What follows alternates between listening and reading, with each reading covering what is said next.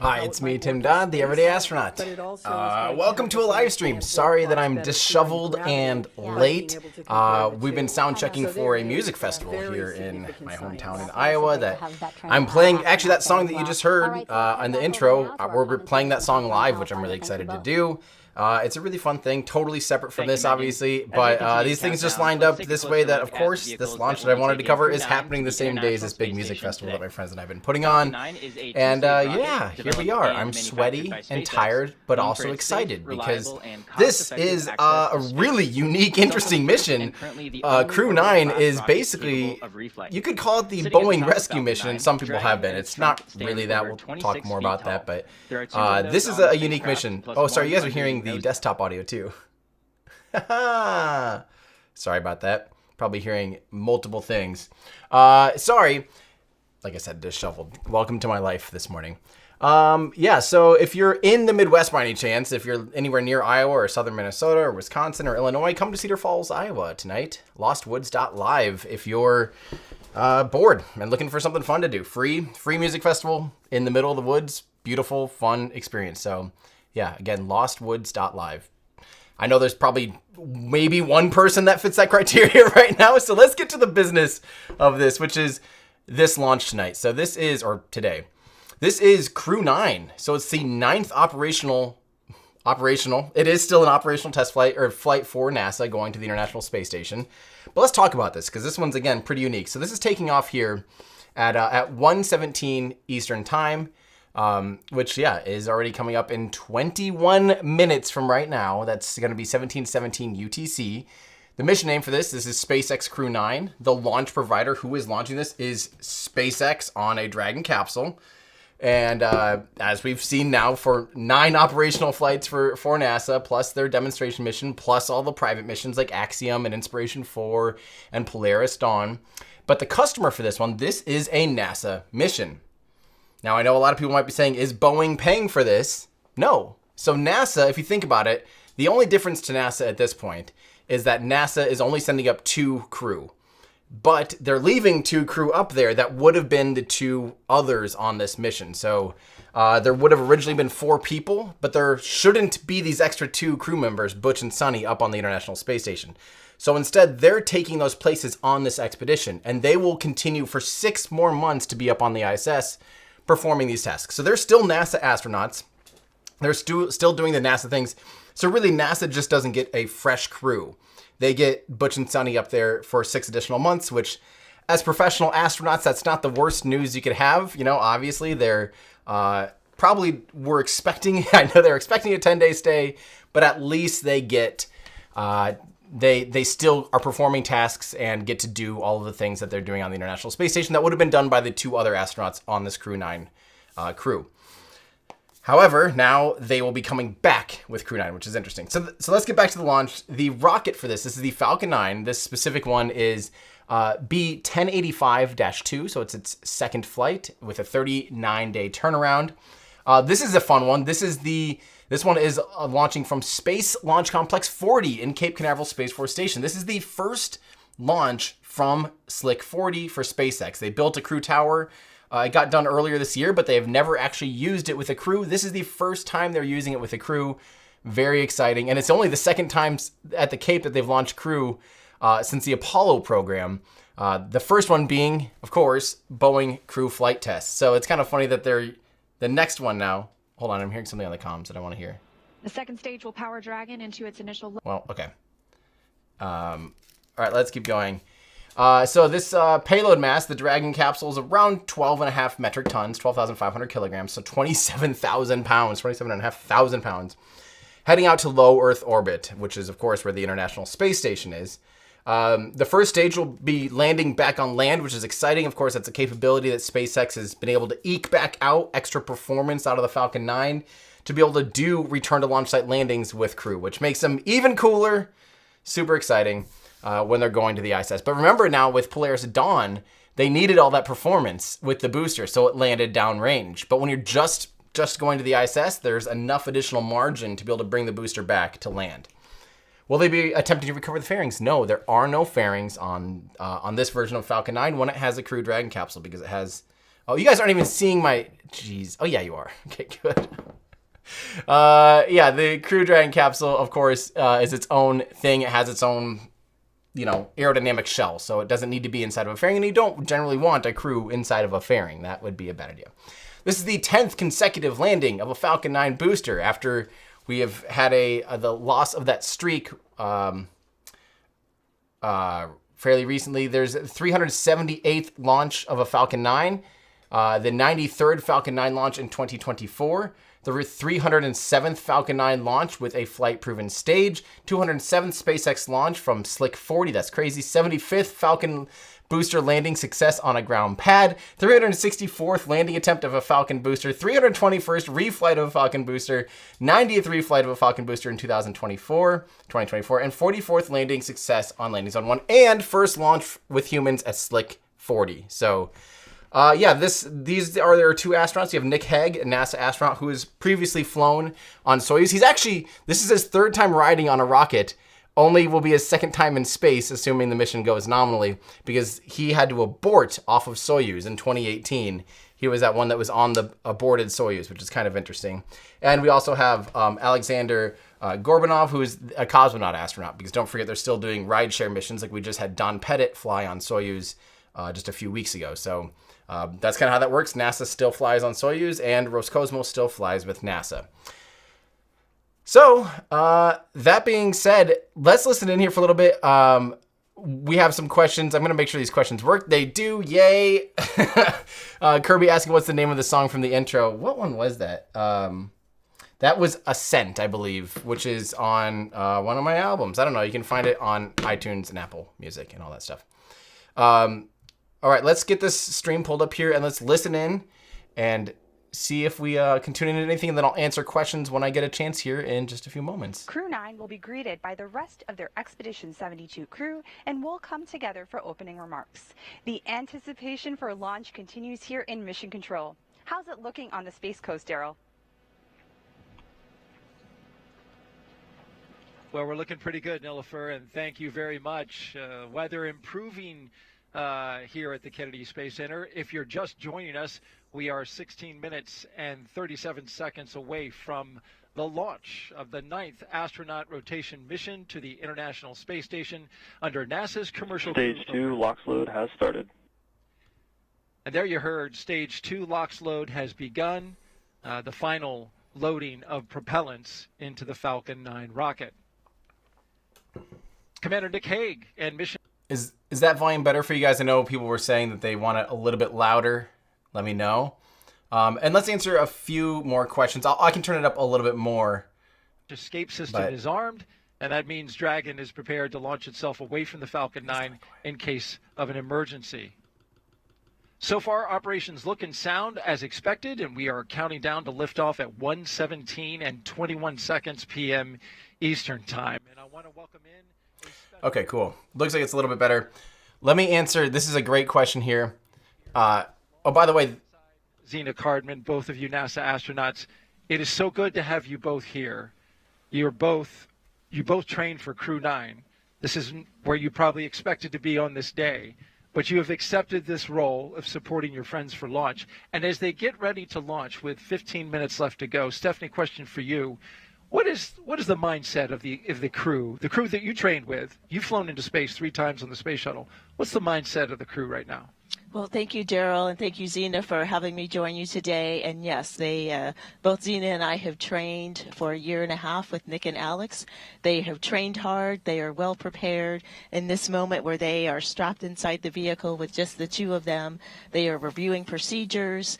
They have trained for this moment. They are ready to execute the mission. They are, of course, looking forward to the work that's ahead of them on the International Space Station. Perhaps a little bit sad to be leaving family and friends, but they'll be talking to them soon once they have docked to the International Space Station. But it's a moment to review all of the hard work that has gone into this moment in the preparation and to be ready to execute the mission, which they will do very well. Speaking of hard work, you both trained for Crew-9 for 1.5 years. And so from a human level, we know you are professional astronauts. Your seats were needed for Butch and Suni to bring them back. What was it like for you personally when you learned that you wouldn't be flying today, but you would be flying some other time, but not today? Yeah, gosh, Daryl, I think I felt a lot of emotion when I saw Stephanie walking through the door there. It's bittersweet, but it's a really beautiful thing. I think any launch is a testament to the power of collaboration, and this launch maybe even more so than usual.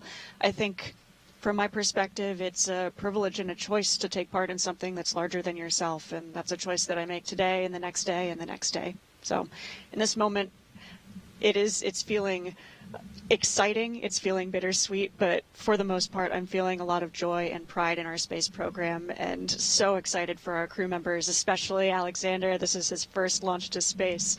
Nick, this will be his second mission to the International Space Station. It's going to be a beautiful day. And I think for you, Steph? Yes, very, very similar. I think that we all train together. Adaptability and flexibility is key as we look across our corps. You know, we all train for various roles, and we select people that can serve in various roles and can be seamlessly thrown into different roles.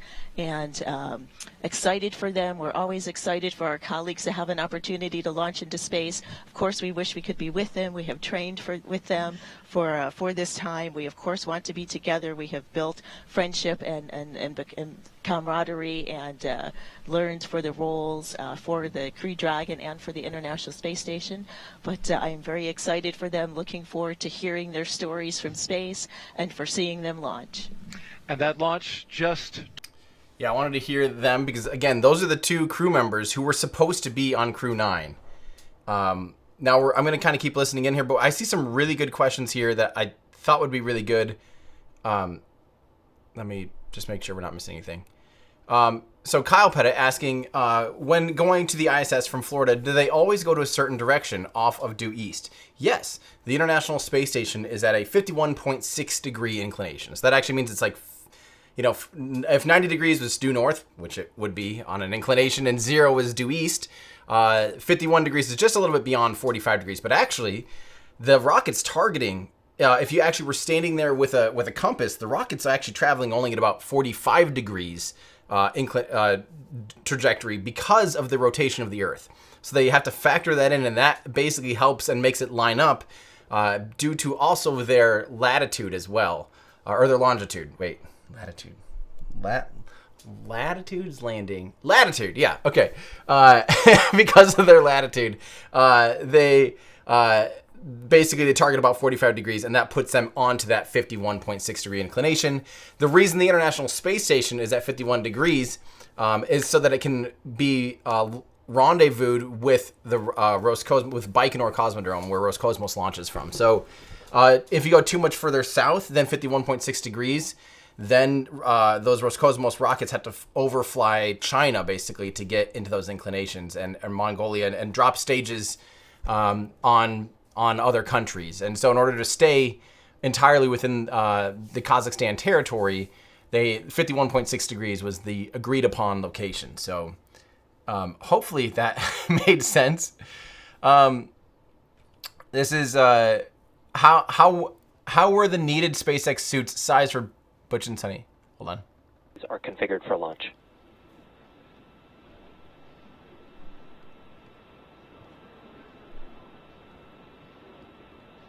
Crew displays. So good news there from Mission Control. And our next major countdown event will be around the... And SpaceX Freedom. We can confirm our displays are configured for launch. I'd also like to take the opportunity to thank the entire team around the world for your hard work and dedication to get us to this point. Alex and I are ready and honored to represent you and everyone back on Earth. A huge thanks to our families and friends for your unwavering support, and to Crew-9, unbreakable. We go together.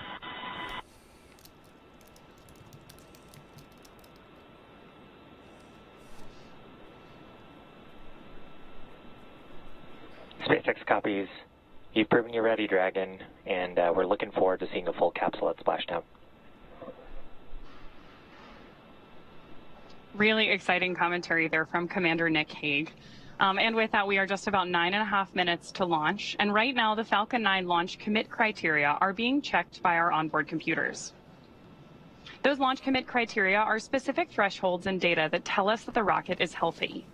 There are many systems in place to ensure that the rocket and crew are both safe leading up to liftoff and during flight.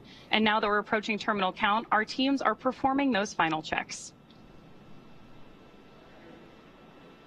Just coming up on 9 minutes before launch right now, we just heard from Commander Nick Hague. He and Aleksandr Gorbunov are suited. They are seated in Dragon Freedom there, as you can see on the screen. We have teams here at Mission Control Hawthorne monitoring the vehicle, both Dragon and Falcon 9. Meanwhile, in Houston, as we heard from Nilofer, some of those teams in console positions are keeping tabs on the space station, its reboost capabilities, making sure everything is looking good for Dragon's arrival tomorrow. We're looking at about a 9-minute ride to orbit today, and that's the point that the second stage will cut off. After that, Dragon and the second stage will continue to coast for another few minutes, and then they will separate. You'll be hearing some performance calls as we get into this final countdown, and then after liftoff. These are SpaceX flight controllers reporting on trajectory, speed, booster performance, and other key milestones. And there are also some other calls you'll hear the crew make after liftoff. The crew will report out on a few number and letter combinations, and these mark different abort zones through the flight up the eastern seaboard. The first two are 1A and 1B, and these are available when the first stage is firing. The next are 2A through 2E. Those will come into play once the second stage kicks in, but we will only hear the call for 2A. Diverting a little bit from the other naming system, you will also hear the call Shannon, and that refers to Shannon, Ireland. That means the crew could target off the coast of Ireland if they needed to abort later in the second stage burn. Again, you'll hear these calls throughout the flight uphill, along with the key performance callouts from the guidance, navigation, and control officer, as well as the propulsion lead. One of the next callouts we're listening for in our countdown is the announcement that Stage 1 engine chill has started. Cool. All right, everything's going well. Let me get back to answering this question from Hill CT. How are the needed SpaceX suits? Because remember, the two crew that's coming home, the Boeing astronauts, flew up in Boeing spacesuits, which are not compatible with anything other than the Boeing Starliner spacecraft. So they had to get fitted for suits that are going up on this launch. Hang on. Oh, engine shall begin. Okay, cool. So basically they're bringing up two spacesuits based on their sizes. And of course, NASA knows the dimensions of these two astronauts, and they just get them the appropriate fitted suit in order to be able to come home safely with an IVA suit. Now remember, these are the IVA suits, the intravehicular suits, and they're not nearly as necessarily perfect fitting as what you'd want for an EVA suit, an extravehicular activity suit. These are basically just emergency suits. If something goes wrong, they're going to pressurize the suits. They're not a perfect seal compared to an EVA suit. You know, they get bulkier. The mobility is poorer than an EVA suit. They're just not the same thing. But they will keep you alive for enough minutes to be able to get down from the International Space Station. I believe I don't remember the rating. I believe it's about 2 hours is what they're actually rated. And I think it requires a constant pressurization, which is separate, of course, from the internal pressurization of the spacecraft. So that's if the spacecraft had a leak or, something like that where they now need to be pressurized in the suits. That's what those IVA suits are for. So they brought up two suits suited for Butch and Suni. That I'm guessing that'll be one of the first things they do is once they're on station, try them out, do fit checks inside Dragon, make sure they're good to go. Because that would give them ample time if they had to do something drastic, like say, oh no, we realize the suit's wrong or something. I don't know why they would do that, but it does give them up to the 6 months because they're not returning until February, till the end of this crew rotation. So that would give them ample time to be able to suit check and do all that kind of stuff. So let's see here. This is Stephen Thompson's asking, is this the first Dragon X mission with only 2 crew on board? What suits will Boeing Crew use for return? No, this is not the first. The very first ever Crew Dragon mission was DM2, Demonstration Mission 2. And that was in 2020. Hang on, is our clock way off? Our clock is 49 seconds ahead, 50 seconds ahead. Mary Liz, can we change that clock? Okay. All right. So, we'll fix that. I was like, that seems wrong. Okay. So anyway, it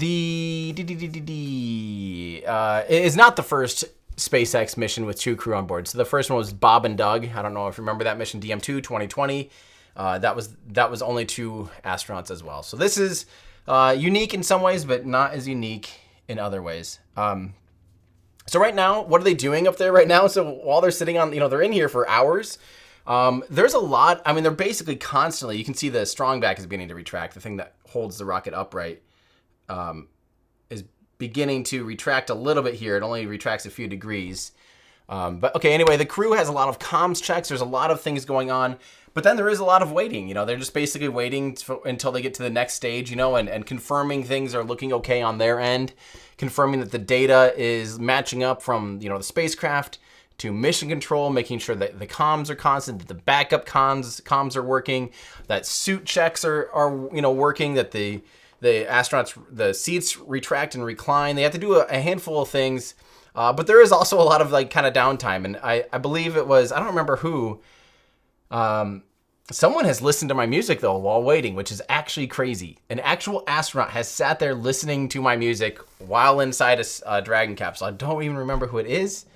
That's very sad to me. But I also think actually Chris Ambrosky might have listened on Inspiration 4. I don't remember, but they have time to listen to music in their ears as well. Let's see here. Oh, this is a good question. Great time. Pointy end check, please, from Slithery. Thank you for your 57 months of membership. You're amazing. This is a perfect view. The pointy, I can confirm, based on other telemetry, pointy end is up. Flamey end is down. The important thing. And on internal power. That we both have LOX load complete on the stage 1 and that Dragon is on internal power. We are expecting LOX loading to last for just about another 30 seconds on board stage 2. And then we should see a vent down of the TE LOX lines. That's going to produce another one of those large white clouds moving away from the vehicle. Again, as Leah just mentioned, that is totally normal and happens when that cooler liquid oxygen that's venting off the surface of the tanks comes into contact with that humid Florida air along the Space Coast.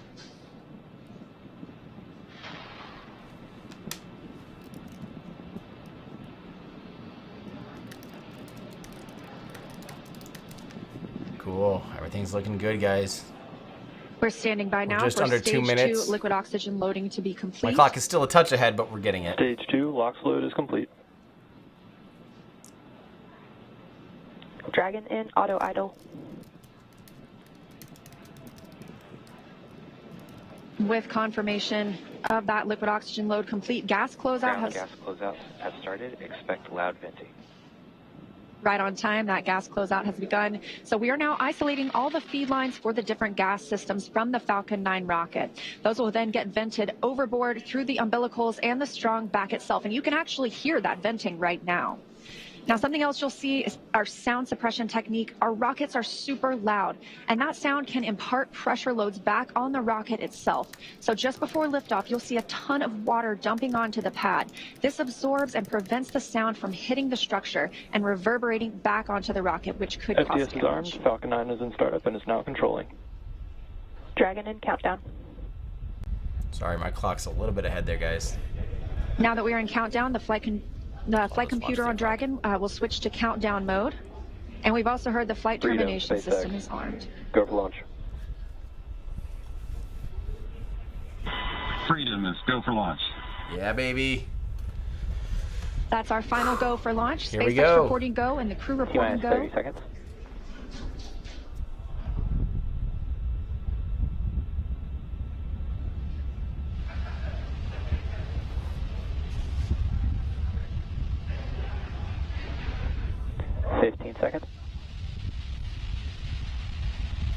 Standing by for the first T-minus launch of 10, humans 9, from Space Launch 8, Complex 40. 7, 6, 5, 4, 3, 2, 1. Ignition. Engine full power.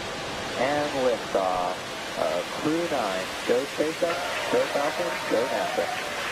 Liftoff of Crew-9 now soaring to the International Space Station. Stage 1 Alpha. Stage 1 propulsion is nominal. Copy. 1 Alpha. Those 9 Merlin engines now providing 1.7 million pounds of thrust, propelling Falcon 9 and Crew-9 and continuing to get good calls from teams here on the ground. Yeah. Of course, these incredible views mean we are just a little bit past 30 minutes or 30 seconds into our 9th rotational crew mission. Power, telemetry nominal. Onboard Dragon and Falcon 9 with good callouts from mission control that everything is looking good. With that, stage 1 is throttling down to pass through max Q, which is the period of maximum dynamic pressure on Falcon 9 during ascent. Max Q. Confirmation of max Q. Vehicle is supersonic. And that Falcon 9 is now traveling faster than the speed of sound. Stage 1 throttle up.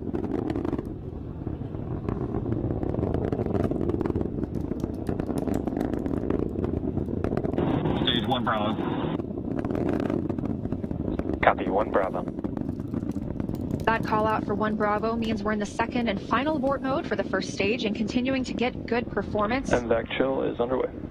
The crew is pulling just over 2 Gs at this point. Next up, we heard the engine chill on the second stage MVAC engine has begun, and then we will have MECO, or main engine cutoff, where the 9 engines on the first stage will cut off ahead of the first and the second stages, and then will separate from one another. Then that single Merlin vacuum engine on the second stage will ignite and continue to carry Crew-9 to orbit while the first stage begins its journey back to Earth. Everything looking good. First stage burn's almost done. 2 minutes in, and the crew is now traveling over 2,600 miles per hour.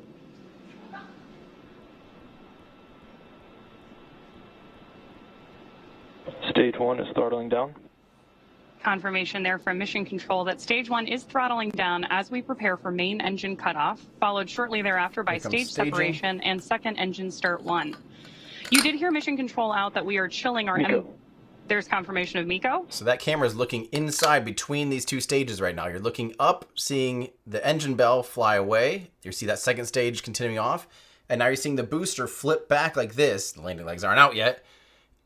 And it's lighting 3 of its 9 Merlin engines to do the boost back burn. And they're now flying apart from each other. The second stage continues off into orbit, while the first stage actually heads back towards the Cape, which is very exciting. Of course, if you are just joining us, you've got views of our first stage on the left-hand side of your screen and of MVAC burning with our Crew-9 astronauts aboard up in space on the right-hand side of your screen.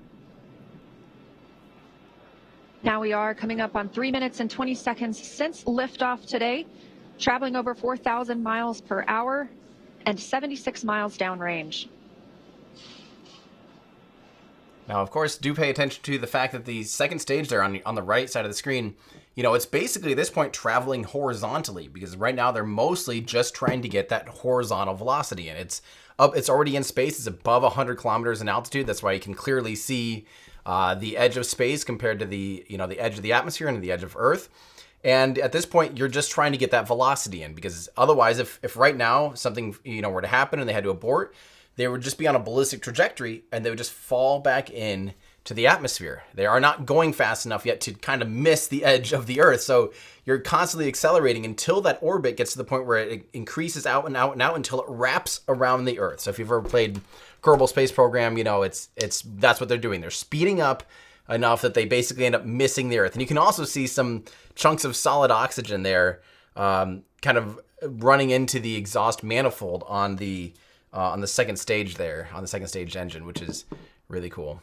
Let's listen in again. We're now and 105 miles in altitude. That ring there on the left, ice chunk, that happens almost every mission. Don't freak out about that. It's not a part missing, just ice. Lots of ice. Don't forget the cryogenic fluid. You know, they're using cryogenic liquid oxygen, which if it's vented into space, oftentimes will completely go from a liquid and straight into a solid. It will freeze into a solid even. So that's what you're seeing, a lot of ice chunks. And nitrogen as well. Those grid fins are the primary mechanical structures that we use to steer the booster back toward its landing zone, which today is LZ-1 at Cape Canaveral. Just as kind of a quick point of reference, those grid fins are about 4 by 5 feet, so roughly the size of a coffee table. They're huge. I've seen one as a coffee table, and it is amazing. Here comes the booster. Getting our first tracking shots of the booster on its way back to Earth. Again, we are tracking the first stage on the left-hand side of your screen and MVAC up in space on the right. By the way, one of the coolest things about this, so you can see the boosters being tracked as it comes back. You know, again, the booster really only, I say only with very loosely, it only went up to, you know, a little over 100 kilometers in altitude and about 100 or so kilometers or a little bit more downrange. But then it did a boost back burn and it's not returning. What's crazy, if you're out of the Cape and you have good enough eyesight, and especially at night, it's a lot easier to see because you can just track the light. You can actually track it the entire time with your own eyes and then watch the second stage go over the horizon, which is really cool.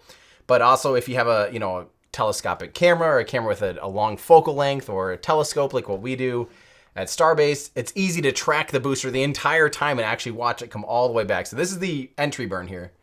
Oh, a 9-engine entry burn. Have we seen that? Is that what they do now for these crew missions?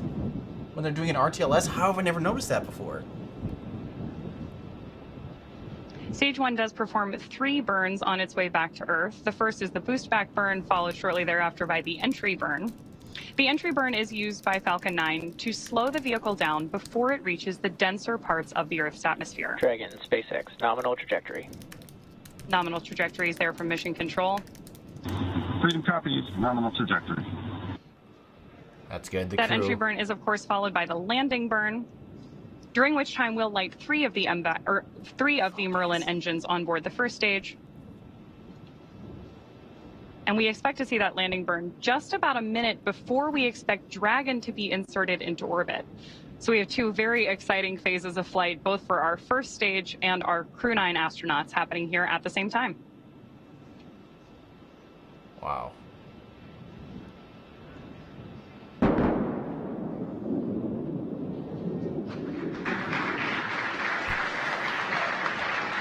Stage 2 of TX has faced. They just make it look too easy. Saw a great touchdown of stage 1 there just a second ago. And now, of course, we are continuing to follow our Crew-9 astronauts on their way to space. And we continue to get good calls for this second stage, that Merlin vacuum engine continuing to fire and propel our crew, now moving over 12,600 miles per hour and 611 miles downrange. Just over 8 minutes since liftoff today, so we are expecting to see this continue to fire until just about the 9-minute mark, at which point this engine will cut off. And of course, Dragon will coast for a few minutes, still attached to the second stage. Wait a minute. I just realized if they're doing a 9-engine entry burn, that means they have the TTEB, the startup fluid, routed to all 9 engines now. And they used to only route that to 3 of the engines because you would only ever need 3. I wonder if they're doing that so they have some redundancy. If they need to use a different 3, like say they had 1 engine out on ascent, if they have to switch to another pair to outside of the center, or if they have to just use the outside engines or a combination of outside engines or something, that I've never seen that before personally. But then again, I don't recall the last mission profile like this. Dragon, SpaceX, nominal orbit insertion. Amazing. Good news there from Freedom copies, nominal orbital insertion. from Mission Control and our crew that we have had nominal Dragon, orbit insertion. SpaceX, launch escape system disarmed. Freedom copies, LES disarmed. In 9 quick minutes, we now have 2 new crew members on their way to the International Space Station, having taken off from Space Launch Complex 40. The crew now being in a good or expected orbit. We'll continue to coast for these few minutes, and then we get our first views inside the capsule of our 2 crew members, Nick Hague and Aleksandr Gorbunov. They are just continuing to stay in their suits and in their seats during this dynamic portion of the flight. We're going to continue to coast for a few minutes after this second stage engine cutoff. This allows the rates and motion from that long burn to settle out. There are some small reaction thrusters on the upper stage the upper part of the second stage that can be used to counteract any residual motion. That basically makes sure we're in a stable coast before Dragon separates from Falcon, and that'll happen about 12 minutes into the flight. So about a minute and a half from now, we expect to see Dragon actually separating from the second stage. Cool. While we wait, we've got some great questions here. Let's start off. This is a good one from Colton Austin saying, what's so special about this new launch pad? Well, the launch pad itself is not new. SpaceX has flown from it hundreds of times. However, the crew access arm being added is special. So it's just the idea that now there's two redundant SpaceX crew launch pads, right? That's all that's special. Just there's now a second one. So pretty exciting, pretty awesome to have that capability. So that's really what's special and what's new. But other than that, the launch pad itself is just a normal Falcon 9 launch pad, but now can launch humans.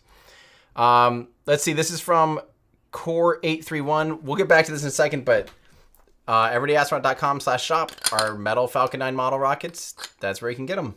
But we'll talk about that more in a second. What is my favorite rocket from Starship 29 and B11? You know,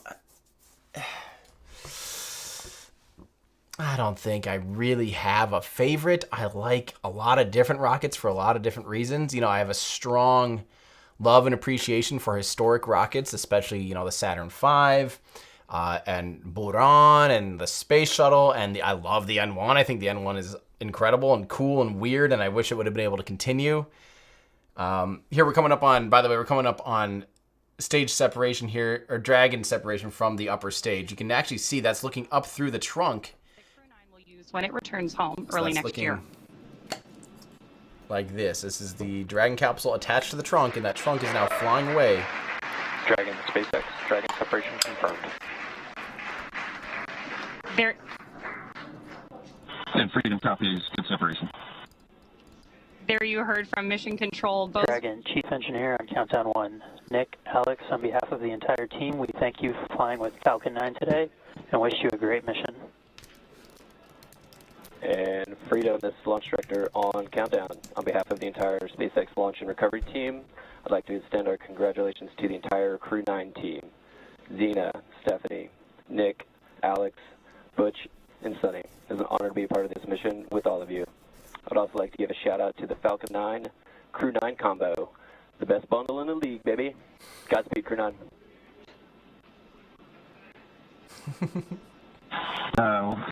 Couldn't say it any better. Thank you guys. You know, we had the opportunity to meet so many people that were involved with the Falcon 9, and along the way was a sweet ride. I'm pretty sure my youngest son would say it was Sigma. Alex has got a few words to add as well. All the agencies that made this launch possible. Roscosmos, NASA, Big SpaceX. And thank you to my family and friends for their support. And also I'd like to express my gratitude to the hundreds of thousands of people around the world who are involved in the development of space technologies and community forward. Today's launch is also their accomplishment.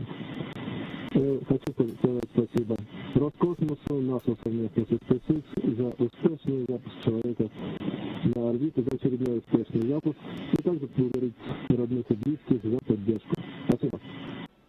Very hard to understand, unfortunately. But the mic might have been out of place or something. Charlie Brown speak.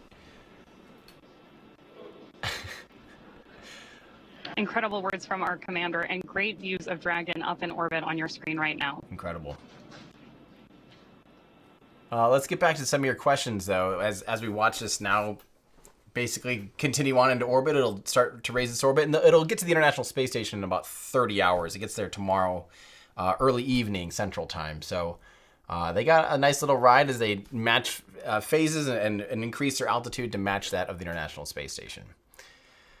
Let's see here. Activation and service section Draco checkouts. Nose cone deploy is in progress. Nose cone deploy in progress. That's good. Let's see. Where were we? What is my favorite rocket? I was going on rants about rockets. But of operational rockets right now, it's really hard to not think the Falcon 9 is the best rocket currently flying. It's the only rocket currently flying that's an orbital class rocket that's reflying its booster and reflying a lot and often, and the cadence at which it's flying is unprecedented. You know, they're looking to try and do 140 launches this year, which is absolutely unheard of. Like, that's insane. You know, that's that's 10 times more than any other launch company basically has ever done. So it's already ridiculous. I think when Starship becomes operational, it'll be hard to beat that. I also am really excited for New Glenn. I'm sure you've hopefully by now seen my tour of the New Glenn factory, of Blue Origin's New Glenn factory. That'll be their first orbital rocket. And they were aiming to kind of leapfrog and beat the capabilities of Falcon 9 and, for that matter, Falcon Heavy. New Glenn's, comparable and up at that level of performance with Falcon Heavy. However, Starship is likely going to be leapfrogging that as well. So we do actually have a race kind of going on here once New Glenn's operational. But I'm really excited for that one. I'm just loving all these new rockets. It's really fun. We got a thank you so much to Wheelbarrow. We got Wheelbarrow checking in. Thank you so much for your super chat donation as well. Greatly appreciated. Let's see here. This is from Trippy. Hi, Tim. I was wondering if you could do a deep dive into the various ships and boosters since the start of the Starship program, showing which ship goes with which booster and engines. Ooh, that would be fun. I think maybe once we get to operational flights, it would be fun to look back at like the history of Starship and what it took to get it to operational. I would guess that by operational definition, I'm saying like deploying a payload. So I'm guessing I bet we're within 4 flights of Starship deploying a payload, and maybe after that point it'd be fun to do a look back and a rewatch of the history and talk about that. That'd be kind of fun because it's been fun to watch the change in the evolution. Very exciting. This is from 77 Patriot 77. I envision a launch where Max Q doesn't need to be explained. For we are nerds, and we are many. That is so. There's always going to be 90. At this point, I feel like it probably is 90% of the people watching are familiar with things like Max Q and re-entry burn and all those kinds of things. However, most importantly is at some point it will be someone's first time watching a rocket launch. That's just how this works. There's always somebody's first time doing something. And so, we want to make sure that everyone understands things like Max Q and has more importantly, has the freedom to ask those questions because we've all started from scratch at some point. And I think it's important to always kind of briefly explain maximum aerodynamic pressure and those kinds of things. This is from Ben Burry. What's with the tin foil above the engine bell? Noticed it before, but always wondered what its purpose is. It looks quite flimsy. Yeah, it's literally just a very thin thermal barrier. And a lot of it is actually to prevent... It kind of goes both ways. It keeps... So don't forget that the turbo pumps actually have liquid oxygen on board. And if the sun was directly facing those pumps, it could actually melt the liquid oxygen and turn it... Well, not melt it, sorry. Boil off some of the liquid oxygen in those pipes if it was receiving too much heat directly from the sun. Also keeping... and inversely, from the turbine and some of the hot parts of the engine...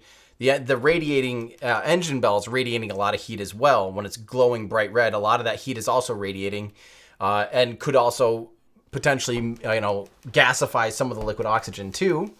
And then also vice versa. You don't want that cold. I don't think it really goes vice versa. I think it's mostly the engine bell, actually. Now that I think about it, I think most of the heat would come from the engine bell glowing red. They don't want it to gasify the liquid oxygen. So it's basically just a thermal barrier. Alex, that was just a single engine reentry burn, says Alex. If Alex says it, I'm keen to listen to Alex always. But hang on, let us rewatch this real quick. I gotta see this. It did look different. Hang on. We're going back, baby. Stage 1 does perform 3 burns on its way back to Earth. The first is the boost back burn, followed shortly thereafter by the entry burn. The entry burn is used by Falcon 9 to slow the vehicle down before it reaches the denser parts of the Earth's atmosphere. Dragon, SpaceX, nominal trajectory. Nominal trajectory is there from mission control. Okay, I gotta see this. Now, Dragon to more than 17,000 produced. Okay, hold on. Man, does that not look... like 9 individual engines. Do we actually have...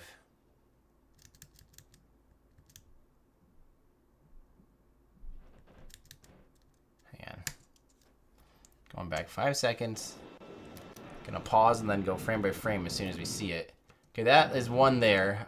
Maybe it is just the one engine and the exhaust going between all the little engine bell things, like normal, I guess. It just looks...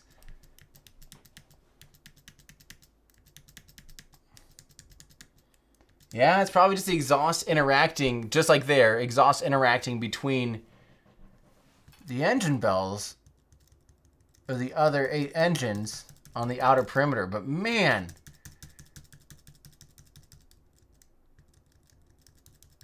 is that really what it is?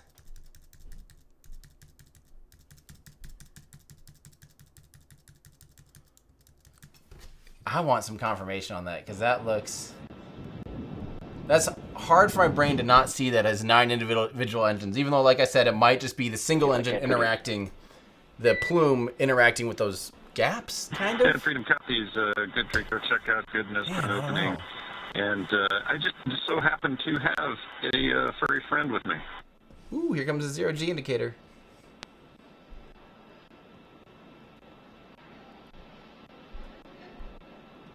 Downlink looks a little wonky right now. We're seeing some flashes.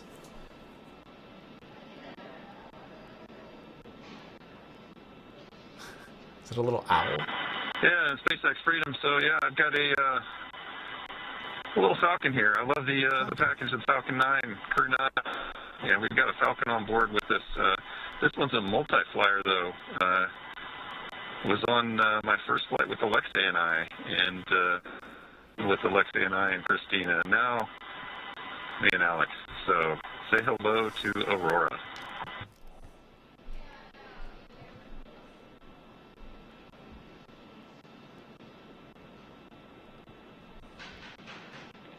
And we see your Dragon. Actually, a good view right now because we're looking at the display cam.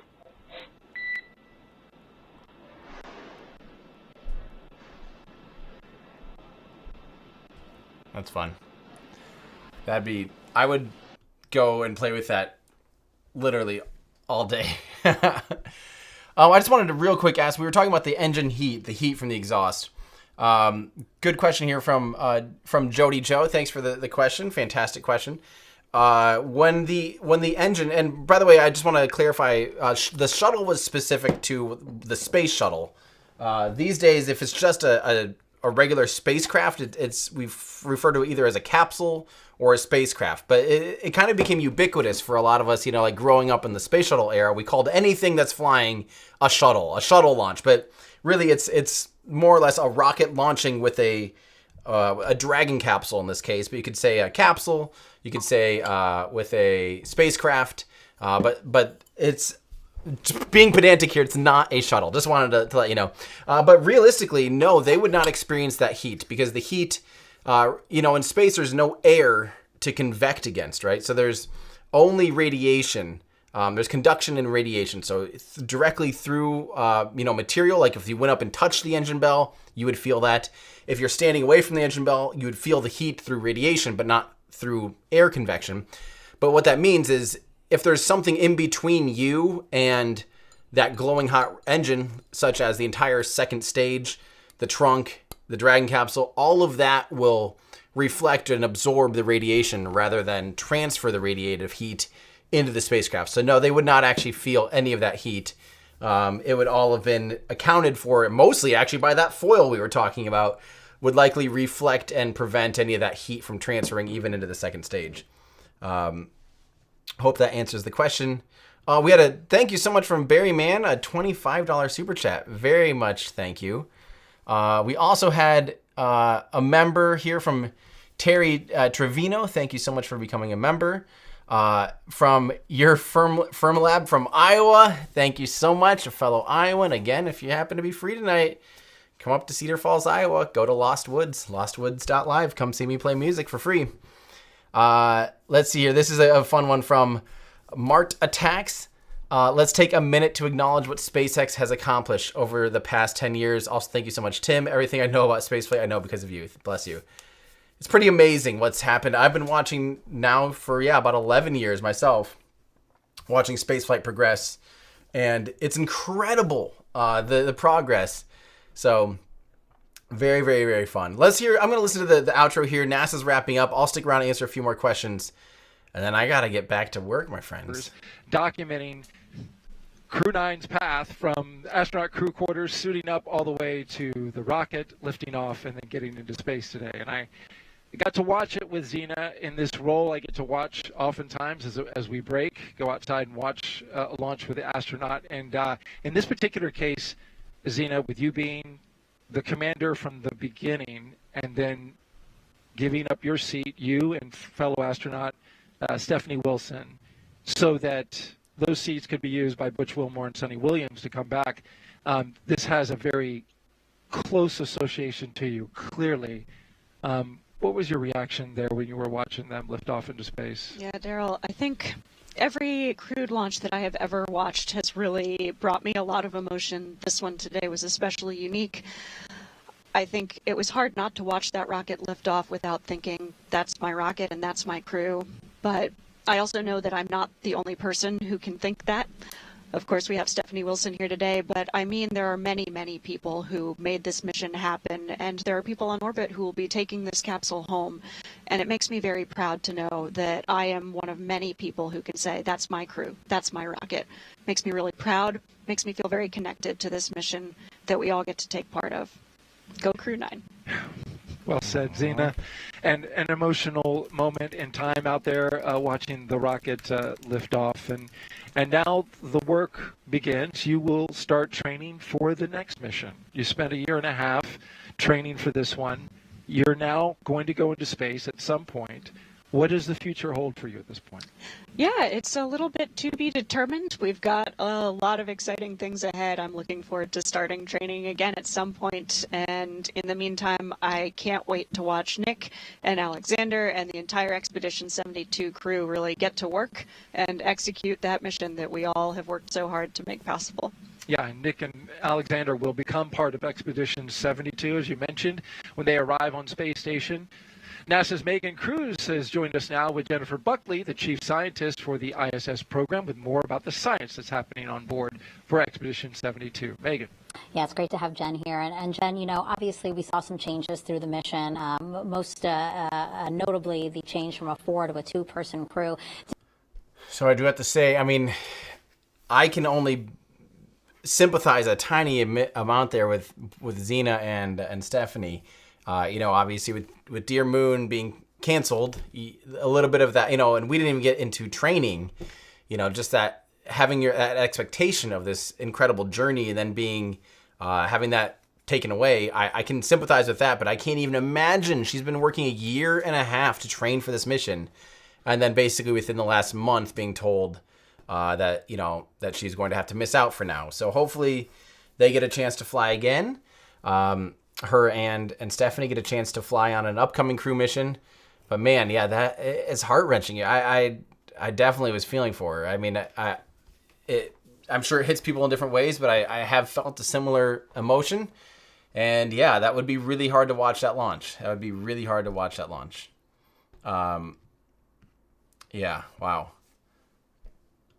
Let's see here. What happens to the second stage after it's disconnected? It turns around at some point and refires its engine after it's disconnected from the Dragon capsule.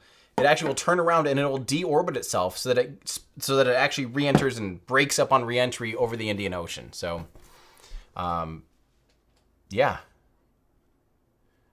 Let's see here. Thank you so much to Barbara Wells for becoming a member. Greatly appreciate the support. This is a fun one. Go for Launch 13. How confident am I that SpaceX will be able to catch the booster, the Starship booster, the Super Heavy booster, for IFT-5, the upcoming Integrated Flight Test 5 at Starbase with Starship? I actually feel like it's going to go fairly well. They can they seem to be able to control descent well enough to feel confident moving forward. Yeah, it's not that. To me, it's catching it, landing within the arms is not that different than landing on a landing pad.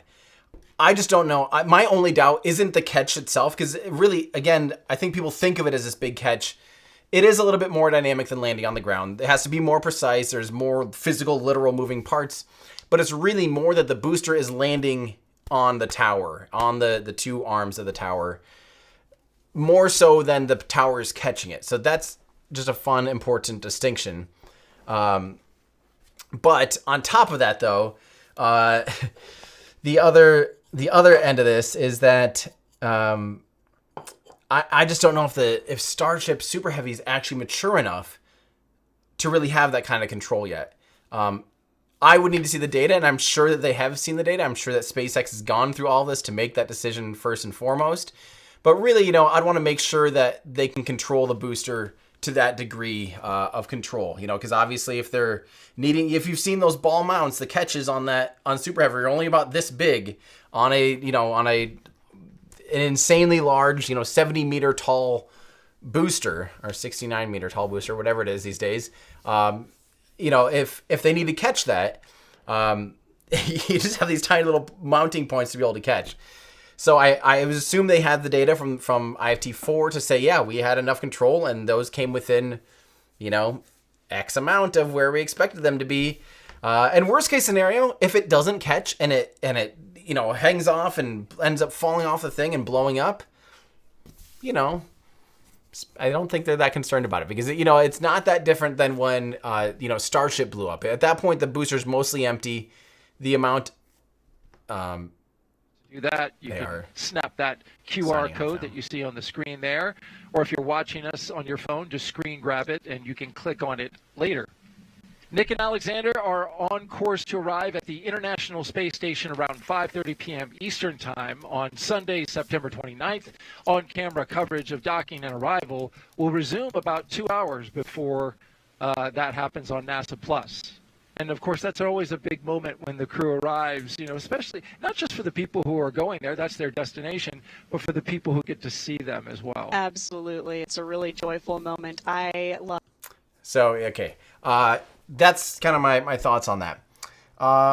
Let's see. This is Jeff asking, when we replace the International Space Station, should the replacement keep ISS's orbit, or an orbit that enables U.S. launch sites to have 2-hour-ish access like Russia currently has? I mean, almost no matter what, 2 hours. I think it'd be smart at this point to do a lower inclination space station at some point. Although it does reduce the international collaboration abilities. Okay, they're finally signing off now. Sorry, I'm trying to half listen, half talk, and it's difficult. But if you did a space station at, say, 28 degree inclination, you'd actually get more performance. You could put up the space station. It wouldn't require as big of a rocket to be able to go up there for every mission. So we're going to wrap it up and wish you a great day. An important reminder, though, about an upcoming launch in a few weeks here at the Kennedy Space Center in Florida on October 10th at 12:31 p.m. Europa Clipper is scheduled to lift off aboard a SpaceX Falcon Heavy rocket on its 5.5-year journey to Jupiter's moon, Europa. You can watch it live right here on NASA Plus starting at 11:30 a.m. Again, huge thanks to all of our guests for. I really hope I can stream that one. Also, that's a huge mission. This has been the craziest. The last times I've tried streaming, it's right in the middle. I have these few things on the calendar. I had a wedding in California earlier this month. I have this music festival thing that I'm playing this weekend. I've got another. My family is my nephews are performing on American Ninja Warrior in Las Vegas on Sunday night, and I have to play this music festival tonight. So I have to fly out to Vegas tomorrow to be able to catch and support my family on American Ninja Warrior, which is obviously really exciting. And then I have one of my best friends getting married in New York a weekend after that. It's when? And then we've got, probably Starship coming up, and sadly the October 11th for Jupiter is, oh my gosh, I'm going to be really, really sad if I can't stream that one. Yeah. Dang it. We'll see. We'll see. That's a big one. Or Europa Clipper. I mean, that's one of the biggest missions. I might have to just stream from a hotel room. We'll see. Yeah. So I'll answer a few more questions. I did want to say that we did have that person asking earlier. Where was that? Let me get this queued up here. Sorry, where? Jeez, I answered more than I thought. Man. Okay, here we go. This is from Cess831 asking, where did you get that model rocket from? And don't forget, we do have model rockets at everydayastronaut.com/shop, as well as our new 1969 collection, which, by the way, is incredible. I am obsessed with this stuff. I've been wearing it non-stop. Yeah, you can get this stuff at everydayastronaut.com/shop.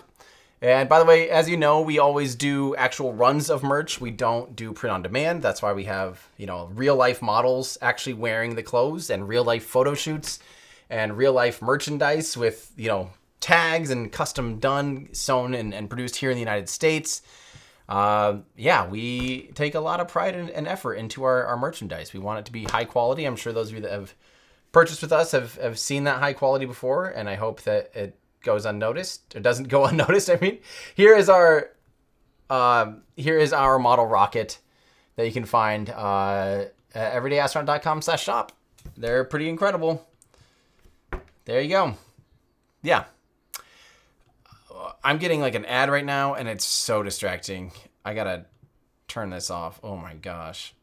Ew, ads. I'm normally signed in to YouTube Premium, so I don't get ads. Let's see here. Oh, this is from Boris, coming from Cedar Rapids tonight to come to Lost Woods to watch me play live. That's amazing. Thank you. It's going to be a lot of fun. Last year, my friends, they're in a band called Salt Fox. They just decided out of nowhere, hey, we're going to produce a music festival. And they had this land where they were going to there was kind of this clearing and some trees in the middle of the woods. And they cut a path back to it. It's on private land from a friend. And then they built this huge stage back there, and they just threw a music festival last year. And it was super fun. Like, it was really, just like one of those things where they just did it for the art and for the fun of it, to get people to gather and have a good time, and didn't ask for any money, just did what they could and put it, months of work. This year it's the same type of thing, but they're just trying to make it better. And so, I mean, it's like a legitimate, like line arrays, legitimate, six subwoofers, like 10,000 watt subs and all this. I mean, crazy sound system with a whole back wall, with a proper board. And I mean, like, there's like 20 people now running the lights and the audio. And it just went from like this little thing to like this big thing, and they're still doing it for free. I'm really proud of my friends, and they've been working so hard, and I've been working really hard to support it and produce the light show and the background videos, and produce my set that we've already done a few times, but to play live is going to be really, really fun tonight. So I hope you enjoy, Boris. I'm glad that you're coming up. Let's see. This is Andy C. Hey, Tim, what determines the engine startup and shutdown points? Is it purely math calculated, or does it use speed, altitude, pressure, and telemetry?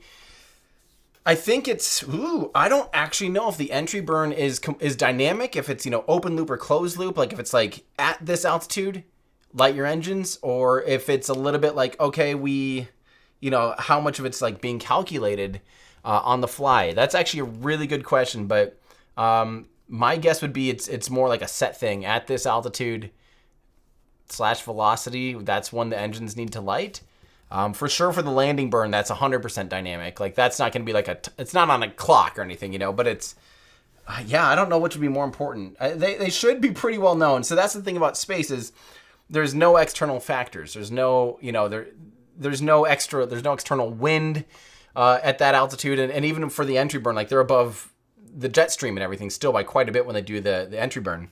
So there shouldn't be big disturbances moving the rocket at all. So you could pre-plot it. Like, literally as soon as the engine's shut down, they can do a few RCS maneuvers, right, to kind of help make sure that it's perfect.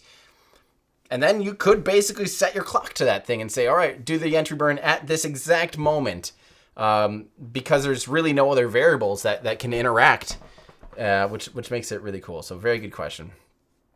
Let's see here. This is from Heisenberg. Good to hear from you again, Heisenberg. IFT5, I'm worried about the booster safing / fire if caught. For sure. I mean, again, it might blow up even after it looks like it's been safe. It might shear in half or something. Who knows? But the good thing is there's not a ton of propellant on there. And so at that point, the potential for like a massive explosion, it'd be more similar to an explosion like what we saw with, SN8, SN9, SN10, SN11, where, it blew up on the ground, and it wasn't ideal, but it, a month later, you forgot about it already. So I think SpaceX kind of has that attitude. Let's see here. This is from Miles Coleman. How do they sit for 30 hours? Shift sleep? Do they have sleep monitors, diapers? So they're wearing maximum absorbent garments, aka diapers, on ascent. Once they're in orbit, they will unsuit and they will get into just their normal clothes, and they will be able to sleep. I think they normally put the seats up and kind of have these way to sleep inside Dragon, and they can do that with 4 people. We saw that with Polaris Dawn up there for 5 days. They were able to get some sleep. But yeah, they sleep. And I don't know if they do it in shifts or not, actually. I don't think they do. I think they actually do it together. Yeah, very good question. Let's see here. This is from Liam, the Rocket Nerd, running the Pendergast Orbitals YouTube channel. Very cool. And I was wondering if I have any suggestions for starter cameras to track the model rockets we fly.